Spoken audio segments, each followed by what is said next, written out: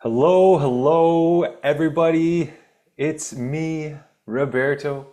I don't have any clever, funny way or silly way to start the show today, so we're just gonna fucking dig right in. Thank you for joining me. I appreciate you being here with me today, sharing this time and space, whatever those are, with me. And today we're motoring on along with diet. And so I think this is like week three of diet. I think there's going to be a week four. So today, specifically, specifically focusing on what goes on us goes in us. What does that mean, you say, Rob? Well, I'm glad you asked. Let me tell you. So it's no secret for most of you probably watching this show that what goes on us goes in us. So anything that you put on your body, and as I've mentioned before, maybe that'll be episode four on diet, what we watch, what we listen to, what's coming into our system goes in us. That's part of our diet, our intake. If you want to define diet as what we take into our system, that's part of it as well. So what goes on our skin, when we have shower, the nice, beautiful fluoridated water sprinkling all over us, getting absorbed into our body system. What's going on us goes in us.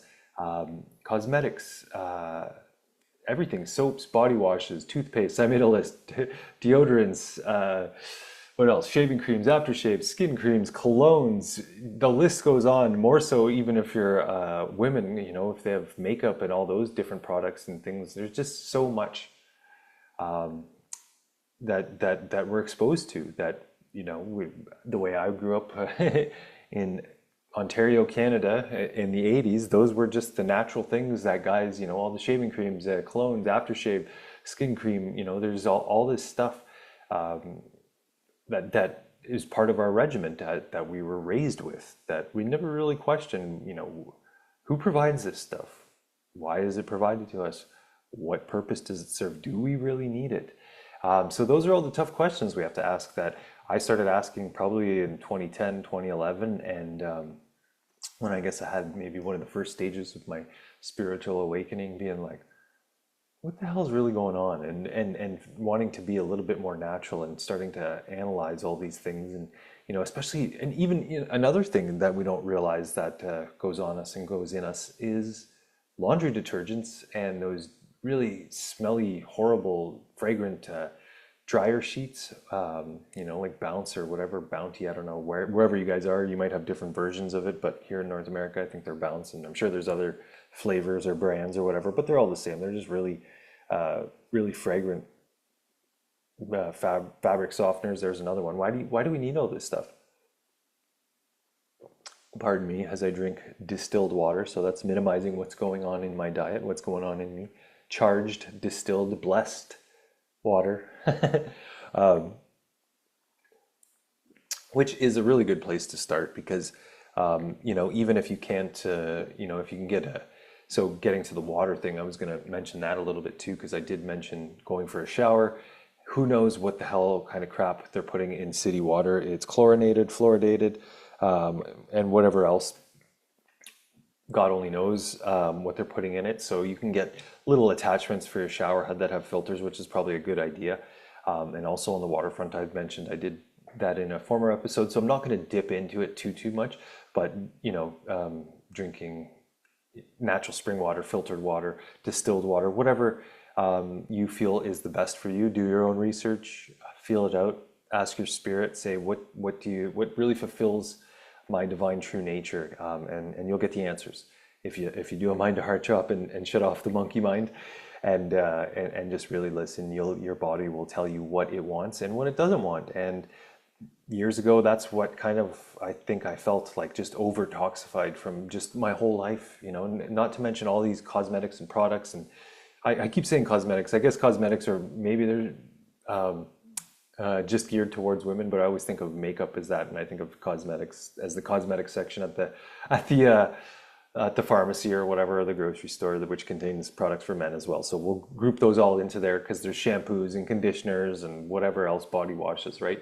So all that stuff, like we have to ask who's creating these things and who's insinuating them onto our daily routine, and all the commercials that we grew up with the 80s and all these products that were kind of just being like, yeah, smell good, feel fresh, Dove does body good or whatever, all the all the stupid slogans on commercials, and the power of images and little jingles and repetitive slogans. As somebody who works in advertising and marketing myself, more so less now than in the past, I do know the power of images and all that stuff, and the psychology behind it. So, we're all victims of that kind of mind control, because that's what it is.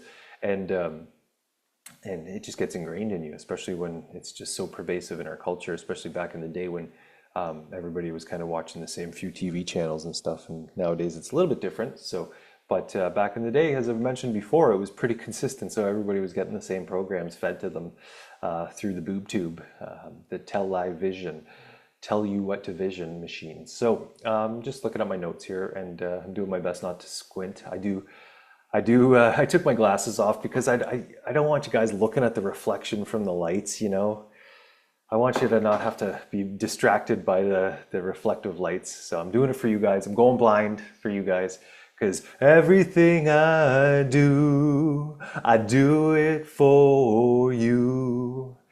I forget who that was. That was another 80s song from Canada. Maybe, wait, no, Brian Adams? Brian Adams. Not, I was thinking, not Hootie and the Blowfish. Anyways, if somebody knows the correct answer to that song, drop it down below.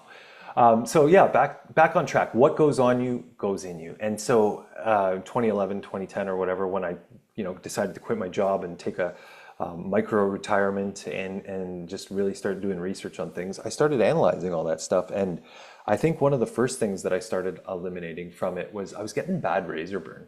And it didn't matter what, like what kind of products I used on my face, especially on my neck, I would get really bad razor burn.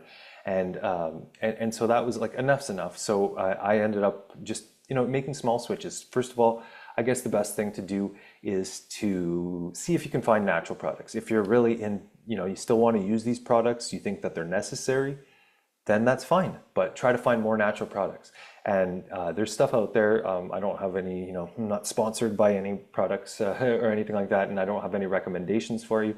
But a quick search on the old internet, or even just looking locally, health food stores do have a lot of natural alternative stuffs. More mainstream things like the pharmacy and grocery stores. Those are kind of, they might have products that were bought out by Bayer. They're still mass produced by the big like Monsanto and Bayer, and I think those are one company now. So they buy out all the smaller guys who started making the good products, and so a lot of the quality has degraded in even the natural products over the years. So there is ways you can make stuff at home. Toothpaste, I've made homemade toothpaste where you can do that with peppermint oil, sea salt, coconut oil, and baking soda, things like that. And there's natural products, so you can do all these things at home. Or if you're not into that just yet, you want to buy some more healthier alternatives, look into that. Start small, and little baby steps, right? That's how I started doing it. I started buying more natural products. I don't currently make my own toothpaste. I did have to once this week, just because the bathroom was occupied when I had to get ready to go out. So I went downstairs and I used the ingredients I just mentioned to you, minus the peppermint oil, to make a homemade toothpaste, just because I didn't have access to the bathroom. But so start with more natural products and see how those things feel. The less crap, we're exposed to so much crap in the environment, not to mention the stuff that we're putting on us voluntarily day in and day out, kind of like, the aromatic crap that, and fragrance stuff. Like, geez, I go into like pharmacies, or even just those aisles in the grocery store now, and it's just like I can't even do it. I just avoid them altogether. There's not really much stuff on those aisles for me these days, and I'll get into that, the transition that I went through, and how I went about it. So really, it's small changes, asking yourself, what are these products doing on my body? Why am I putting them in me? And is it really healthy for me, or is it just healthy for the bottom line of the people who produce them? Good question. And so really, they're just pretty much poisons. And if they're not outright poisons, they're just they're probably very, very, like, disrupting what do you want to call it, like our endocrine and nervous systems and things like that, like just because it's day in, day out, nonstop. And that's not to mention the pollutants in our environment or anything else, or the foods that we're eating. So this is all this cumulative. This is why I'm doing the foundational healing, because we have to, literally, we're tearing down the old structure and we're moving, we're packing up shop, and we're rebuilding the foundation from scratch, because the foundation that I had wasn't a foundation at all. It was a castle built on sand, and it was crumbling away. So for me, it started by doing healthier, making healthier decisions, more natural products.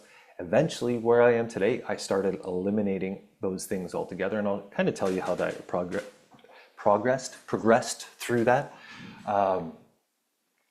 And so it was little things like the toothpaste, right? And then I switched to a more natural deodorant, and just little things like that. And so, finding a toothpaste that didn't have fluoride in it was very important for me, because it's already in our water. So drinking drinking water without fluoride in it, having a toothpaste without fluoride in it, even though I live in a town or a city that still has fluorinated water, trying to minimize our exposure to these things, right? So I guess, as I mentioned too, one of the first ways was the toothpaste and the deodorant, but also the shaving creams. I started going for more natural shaving creams, and those weren't working for me either. So what I eventually did, you'll notice that I don't know if I've ever been clean shaven on this show. I used to start buying electric razors, and I found some of those were pretty crappy. So now I have a really decent, it's like a Wall WAHL, which is one of the hair trimmer things. And I use that, and it's got a couple of attachments, and I use that on it. And, you can get a pretty decent close shave. It's not down to the skin razor, but I don't even know who that's good for. And realistically, there's very few reasons you need to be clean shaven, aside from corporate gigs, and all those. There have no real necessity to be clean shaven. Otherwise, then that's the look that they want you to go for. So if you work at a place that requires you to be clean shaven, and it's not because you wear a mask, like I've worked at a place where I wore a face mask, and that was you had to be clean shaven because you didn't want air leaks in that face mask. That was my first dirty job when I was 16, and I worked in a brake parts factory, which was very disgusting. And we had to wear these like face masks, like full out face masks, not those shitty ones they made us wear a couple of years ago, pretending that it was going to stop a virus. But like, we're talking real face mask. I don't know if you can hear me when I do this, but real face mask with canisters on the side.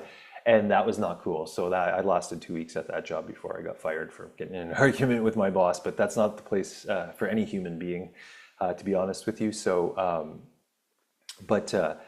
so unless you have a profession where you're wearing a face mask and you need to be clean shaven, I would suggest, why even do it? So myself, I use this hair trimmer with different attachments, and it's adjustable, so you can get different lengths. And I kind of manicure it, make this part longer, this part a little bit shorter, this part the shortest. As I haven't done it yet this week, but that's my routine.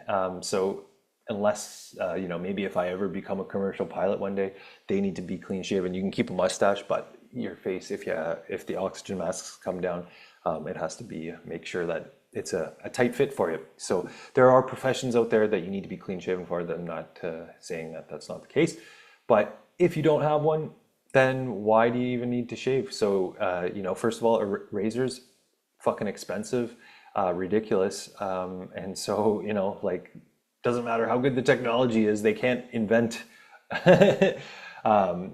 razor blades that don't go dull after a few uses. So, you're spending, just the prices are ridiculous. Men, if you're out there watching this, I'm sure you already know, ladies too, because shaving the old legs, it's just ridiculous, unless you're using a straight razor and sharpening that puppy yourself, which I guess is probably a good alternative if you're going to still need to do that and you feel like you have to. So why not try that? I've never done it, but who's to say? Maybe I won't. Maybe I'll try it in the future. But so switching to the electric trimmer and just doing the manscaping that way. Saving on razors, saving on shaving gel, saving on aftershave, saving on shavings, saving on shavings, shaving creams, aftershaves, anything else like that. And so that was kind of my way. So not only are you saving your body, but it's also saving the wallet because you're not buying all this stuff. Like the electric shaver that I've had, I've only gone through a couple over the years, and the most recent one that I have seems to be holding up. I mean, if depending on, I have a friend whose hair and face, so I call it, it's like a Brillo pad, and I used a shaving kit on him, and he dealt that thing right out. So depending on if you have steel wool for hair, you might go through. Even an electric shaver, you might go through or need to get it sharpened. I don't even know if they sharpen those things. But my hair on my head is very thin and fine, so it's like thin angel hair. It's very fine and silky, so it doesn't. This is a little bit scruffier, but I haven't had to replace that shaver. I don't even know. We'll say 8 years. So it's been with me. So not only have I saved the toxins and crap from going in my body, but I've saved, all the, probably thousands of dollars over the years of razor blades, shaving cream, and aftershaves. And so that's a huge thing. That's it. Not only, it's not only saving your body, but saving your pocketbook and your wallet as well. What else is up next? Okay, so I guess I'll kind of go into deodorant. And so I mentioned deodorant. I started using a more natural deodorant. Eventually, with that as well, I got away from that altogether. Even the natural deodorants I don't use anymore when I need to. And that's only if I'm going out. I have a salt, a friend gave me like a Himalayan sea salt rock that I use. And then what I'll do is I'll use that, and I'll use fresh squeezed lemon for that's like a perfect deodorizer. So some fresh squeezed lemon and the Himalayan salt rock, that does the trick. It's not an antiperspirant. You're still gonna sweat if you're out there doing something crazy, but it will get rid of the odor and probably help with the perspiration a little. But number one thing that helps with the perspiration is losing a lot of weight and eating healthier. You're not gonna have as much body odor, as much perspiration. I know that now. I used to, when I weighed 250 pounds and you got 100 pounds excess weight and you're carrying that around you and you go out in the summer, I was sweating like a pig all the time wherever I went, just because, that's carrying around all that extra weight. And but now it's like I'm a little bit more lean and trim, and I don't really even sweat nearly as profusely as I used to. So that's not even a concern as much anymore. But going to more natural things, and so for the most part, on most days, when I'm going out, I don't even use deodorant anymore. I don't even need the natural one. I don't even need the salt rock. If I am going out and I'm a little bit worried, if I've got a meeting with a client or going to meet a new person somewhere, something like that for coffee, I might use some like I said, some fresh squeezed lemon juice and the salt rock, things like that. Rarely, I don't even remember. I don't even think I have a deodorant stick here anymore, or antiperspirant stick. I just got rid of them because I don't use them. They're just not part of my repertoire anymore. And out breath. All the little sticky notes on my wall are flipping up.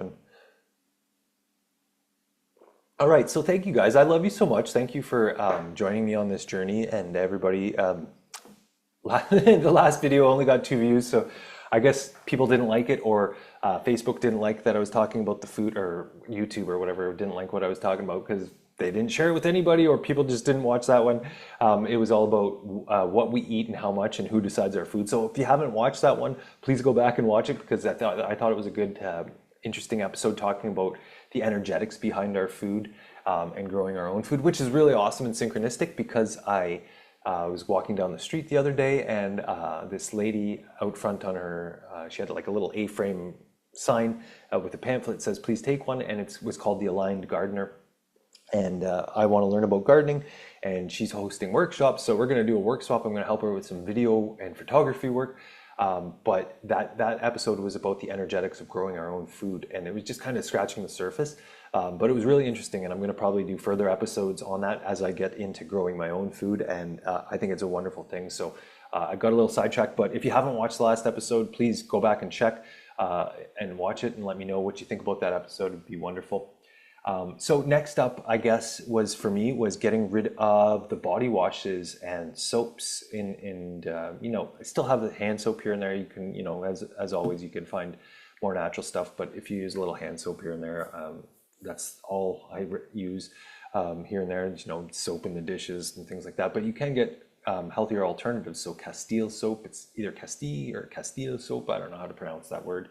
But there's healthy, like Dr. Bronner's, there's healthy alternatives. We were using that as a laundry detergent for a long time, because another thing, like a lot of those fragrant laundry soaps, like I'm not going to mention the big name brands, but you know who they are.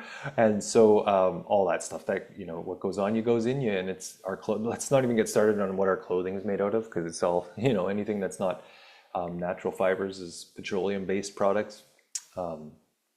So I try to buy, and these are things that even the clothing thing I didn't even realize until like 2-3 years ago. So it's like, it's a progressive thing. You don't have to change overnight, but just make these small steps, because it really is overwhelming, and buying natural products is a lot more expensive. I was looking into, I wanted to get Canadian made wool socks. Those fuckers are $37 a pair. So that's why I started learning to knit this winter. Over the winter, it's not the most manly thing to do, but when I'm living on my homestead, I got to know how to make my own clothes for my family, and so it never hurts to know how to do that. So I started learning how to knit this year. I figure maybe next year I can actually make my first pair of wool socks, so I don't have to pay 37 plus tax. So over $40 for one pair of Canadian made wool socks. I think I'm going to start learning how to make my own. But little things. Getting rid of the shower products.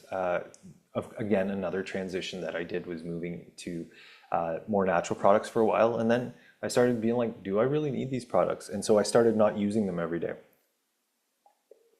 And a girlfriend of mine at the time, she recommended these exfoliating gloves, which were good. I used those puppies for years as well. They're like, you could find them probably at a pharmacy.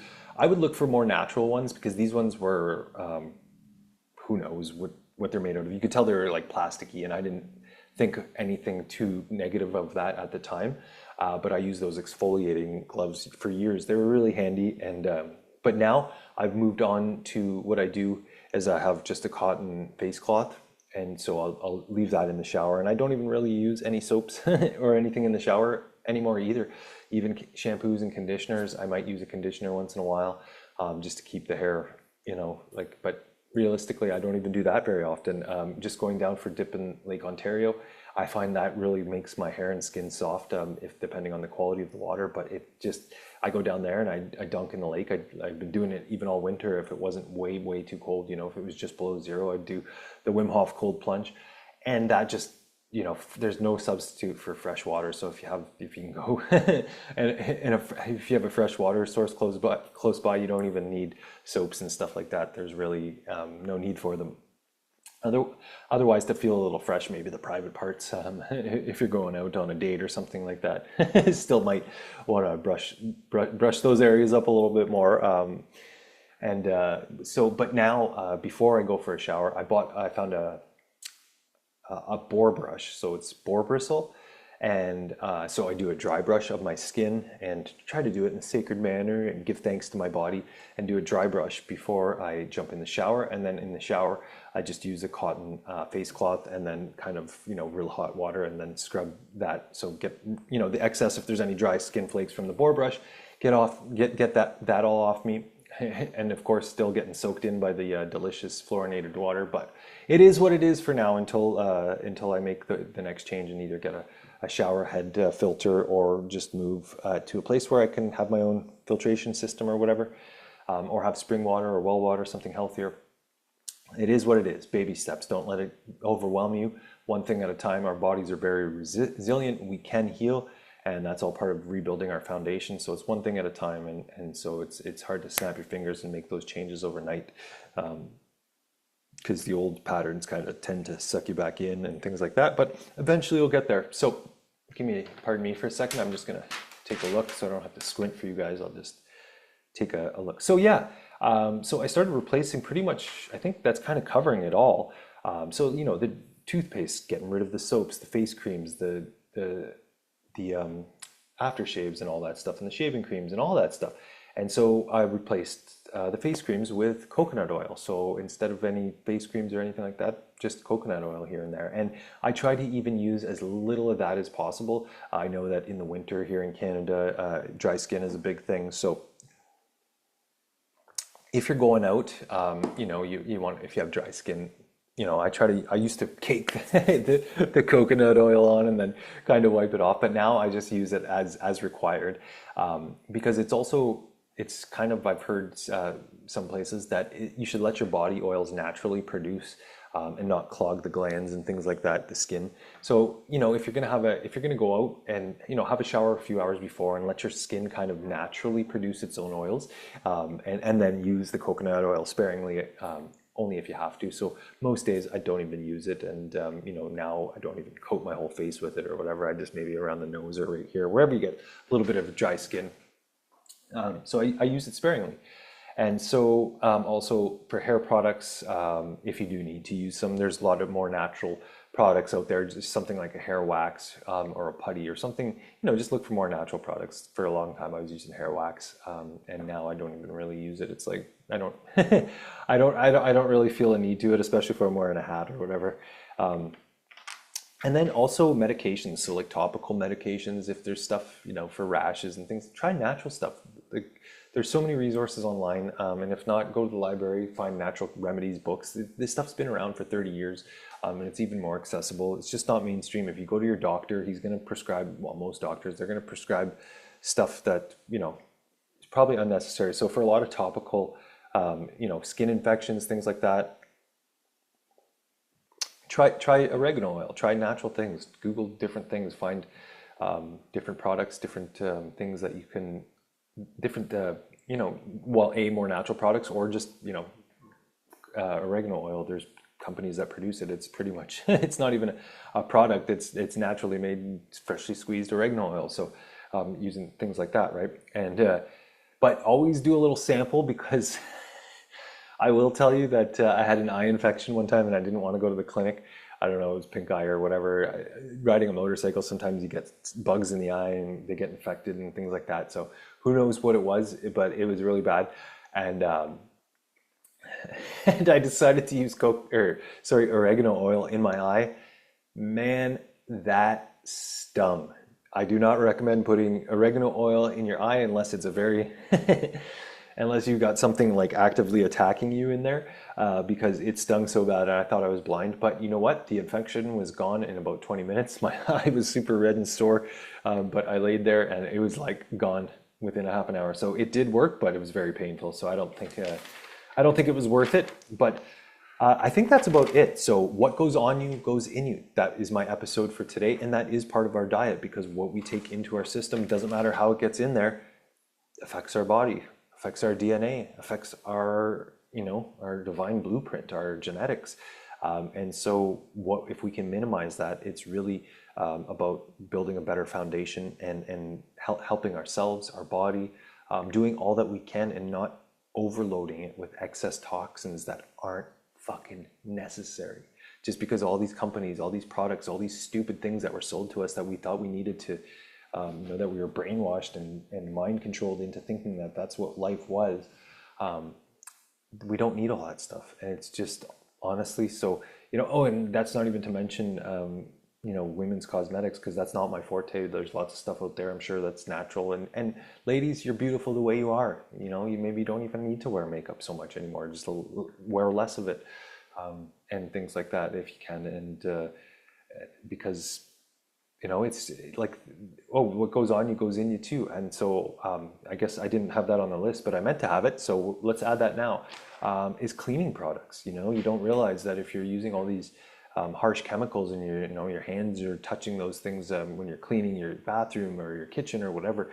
That was another thing, another small change that I made years ago, was I decided to get a steam mop instead of, you know, using Mr. Clean or whatever, all these products on who knows what's on the thing. So there are, you know, more natural products, things like that, that you can use. And also, like, just a steam mop is a very healthy, natural way to do it. So I'm just going to check up on the time. Usually I set a timer. Look at that, 30 seconds left. just to make sure I don't go on too long. So that about sums up today. What goes on you goes in you. So not only, the cosmetics and skincare products, soaps, body conditioners, whatever, washes, sprays, colognes, perfumes, all that stuff all adds up. The laundry detergents and things like that. So using a more natural laundry detergent, Dr. Bronner's, things like that. I've even tried washing stuff without detergent. Unless it's like super, super, like, you've got super deep stains or whatever. Like for the average wear on most things, like unless there's like oils and things like that, you could probably, like, I just washed it and I was like, it smelled like water. It didn't look dirty. So I was like, do you need to use soap every time you wash something, like, or is just soaking it and rinsing it in hot water good enough, right? So all these things, let's just start asking the tough questions and letting our spirit answer. So that's my episode for today. What goes on you goes in you. I feel like there might be an episode 4 because there's a lot of other things about diet. I know I've done music because what we take into the system, but TV and things like that. So, if you're watching news, I don't think I really need to do a whole episode on that. If you're still watching shit TV and news and all that stuff, and you're wondering why you're feeling like that, well, I don't know what to tell you because I stopped watching that stuff about 20 years ago. I stopped watching the news about 20 years ago, and I do get sucked in here and there because of social media, and I'm trying to minimize my views on that. And even nowadays, the alternative media, a lot of those are owned by the same people. If they can't get you on one side, they'll get you on the other. So really, you don't need to involve yourself with what's going on in the world. 100 years ago, people, they lived in small, tiny villages or small towns, and you might have known 100 people in your whole life. Nobody knew what the fuck that somebody was stabbed in Shanghai, or that there was a car bombing in fucking Yemen. It's not relevant to our realities most of the time. So it just creates that timeline, that fear timeline. So you don't need to watch the news. It doesn't make you more worldly. It's just stupid information that somebody out there is creating to sell you products, which are their newspapers or their clicks or their television programming. And trust me, I know how the media works. I work in media, so it's in the attention economy, and we're moving away from that. And so am I. I'm transitioning to doing different things because I see the silliness of it all, and going back to the land and learning to garden and getting free from all the images and programming. So what goes on you goes in you. What you look at, what you hear also goes in you and becomes part of your diet, your makeup, your DNA, your genetic structure, gets stuck to your emotional bodies and recorded on your epigenetic recording system. So it's tough to shake that stuff off once it gets on you. It's tough to redo the foundation, which we're doing here step by step. I'm taking you through my journey so that way you can do it.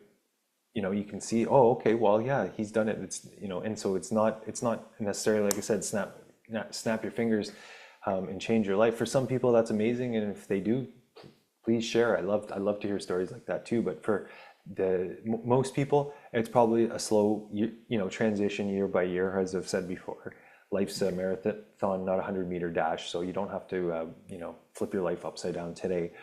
Just do it gradually, and then it doesn't create any tension. It is what it is. It's all just an experience, and we're moving out of the matrix. We're moving out of the mind, the dark ages, and into, the universes of light. So thank you, everybody. I love you guys. Wishing you peace and prosperity this week. And if you have anything to share, any questions, comments, suggestions, stories, about your journey, please, as always, feel free to reach out to me in private. I'll put my link down below to my email, and as well, or if you don't mind public sharing and things like that, in the comments sections works well too.